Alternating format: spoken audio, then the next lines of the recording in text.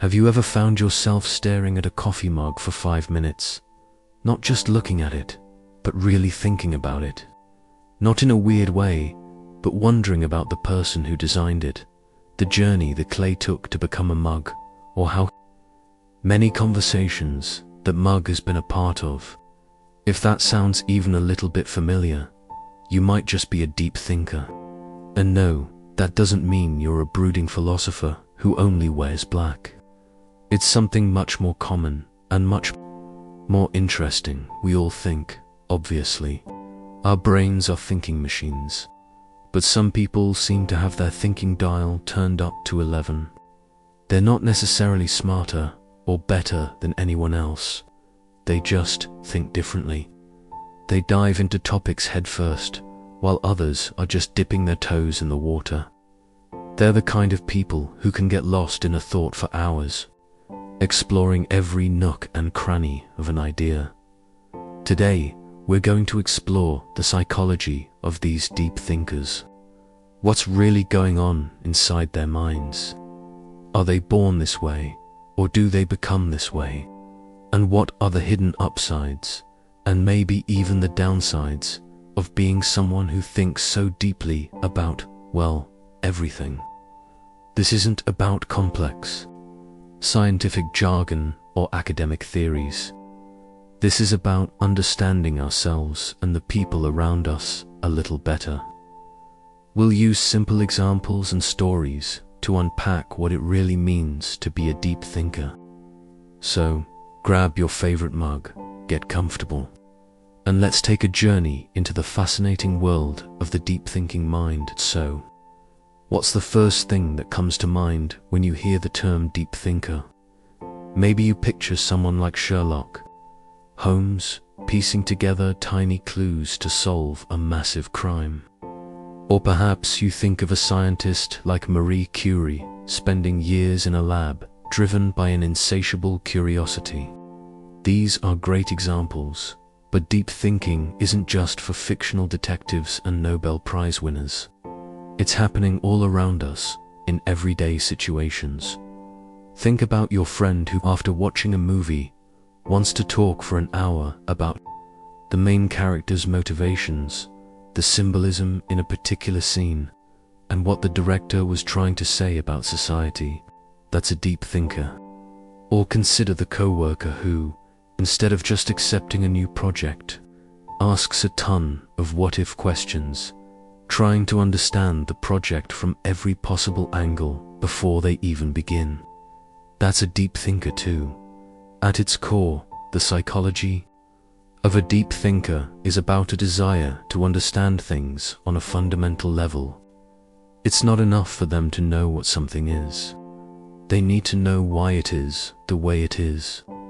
They're driven by a powerful sense of curiosity, but it's a specific kind of curiosity. It's not just about learning new facts. It's about connecting those facts together to form a bigger picture, a more complete understanding of the world. Imagine you and a friend are looking at a tree. Your friend might see a tree and say, "That's a nice oak tree." A deep thinker might also see the oak tree, but their mind will start to wander. They might wonder how old the tree is, what historical events it has stood through. They might think about the ecosystem that depends on that tree, the birds that nest in its branches, the squirrels that eat its acorns, the insects that live in its bark. They might even start thinking about the metaphorical meaning of trees in literature and mythology. It's the same tree, but the depth of processing is completely different. This brings us to one of the key traits of deep thinkers, a high degree of introspection. Introspection is just a fancy word for looking inward. Deep thinkers spend a lot of time examining their own thoughts, feelings, and motives. They're constantly asking themselves questions like, why did I react that way in that conversation? Or what do I truly believe about this issue? This self-analysis isn't about being self-obsessed. It's about self-understanding. They believe that by understanding themselves better, They can understand the world better. Let's take a simple, relatable example. Say you have a minor disagreement with a friend. For many people, the reaction might be to feel angry or hurtful. A little while, and then move on. A deep thinker is more likely to replay the conversation in their mind, not to dwell on the negativity, but to understand it. They'll analyze what they said, what their friend said, the tone of voice used, and the body language. They'll try to see the situation from their friend's perspective. They might even realize that their own past experiences are influencing their reaction. This process can be exhausting, but it often leads to greater emotional intelligence and stronger relationships in the long run. Another hallmark of a deep thinker is their love for patterns and connections. Their minds are like giant webs, constantly linking new information to things they already know. When they learn something new, they don't just file it away in a mental box. They actively look for how it connects to other ideas, other experiences, and other pieces of knowledge. This is why deep thinkers often have a wide range of interests. To them, everything is connected in some way. Think about someone who is passionate about both history and cooking. On the surface, these two things might seem unrelated, but a deep thinker might find fascinating connections between them.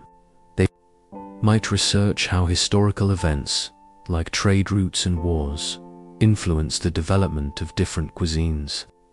They might explore how certain recipes have been passed down through generations, telling a story about a family's history and culture.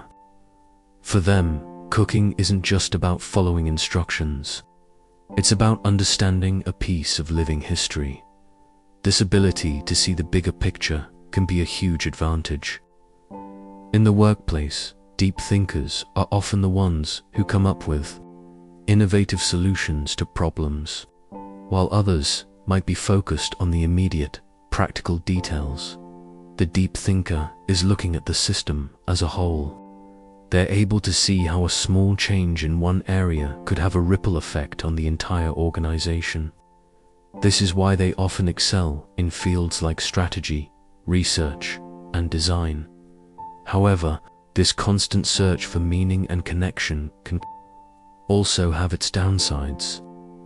Deep thinkers can be prone to overthinking. They can get so caught up in analyzing every little detail that they struggle to make a decision.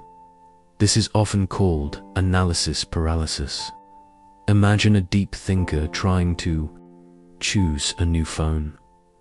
They won't just compare the prices and features. They'll read dozens of reviews, watch hours of video comparisons, research the ethical practices of the company, and contemplate how the new phone will fit into their life 5 years from now. By the time they've gathered all this information, a new model might already be out.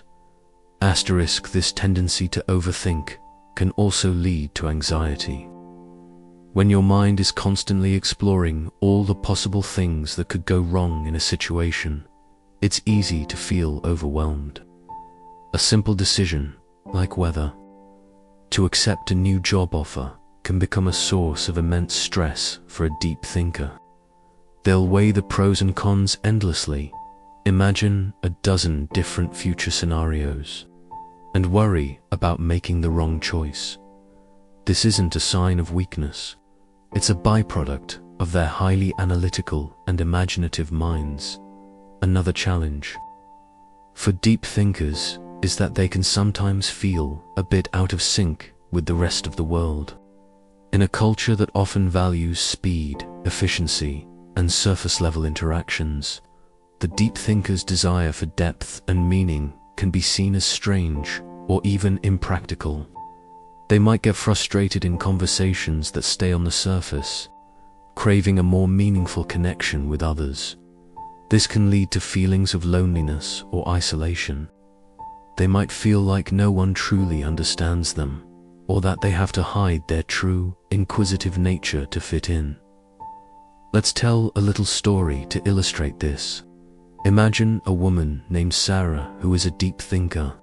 She goes to a party with some friends. The conversation is light and breezy.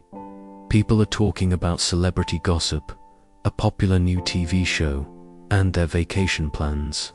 Sarah tries to engage, but her mind keeps wandering.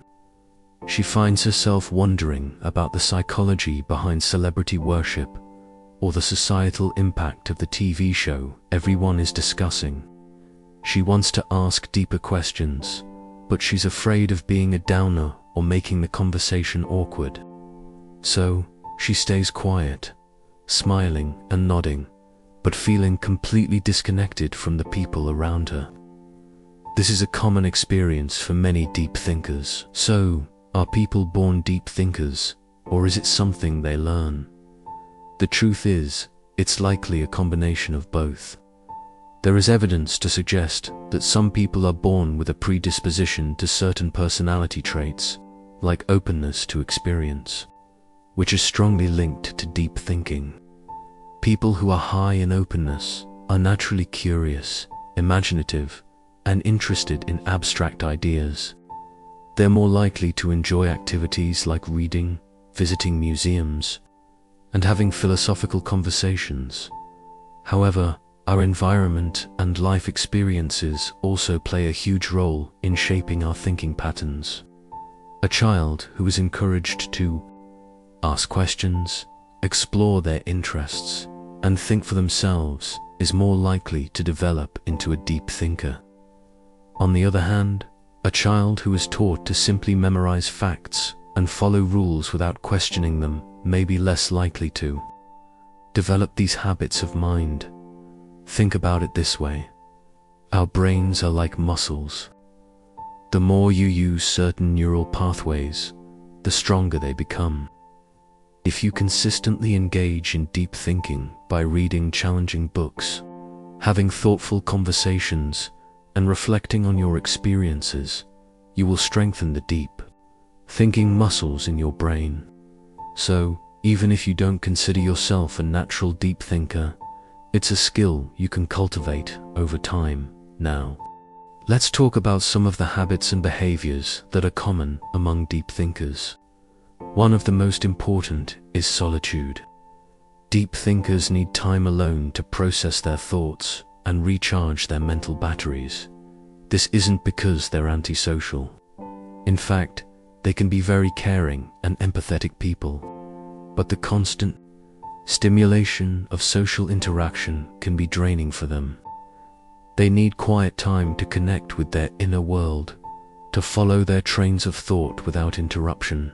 For a deep thinker, a walk in nature, a quiet evening with a book, or even just a long, thoughtful shower can be incredibly restorative. It's in these moments of solitude that they often have their best ideas and deepest insights. If you have a friend who is a deep thinker, don't be offended if they sometimes need to cancel plans or spend a weekend by themselves. It's not about you. It's about their need to maintain their mental well-being. Another habit of deep thinkers is journaling. Writing down their thoughts and feelings is a powerful way for them to organize their minds, gain clarity on complex issues, and track their personal growth over time. A journal can be a safe space for a deep thinker to explore their most private thoughts and fears without judgment. It can also be a tool for problems. By writing out a problem in detail, they can often see it from a new perspective and come up with creative solutions.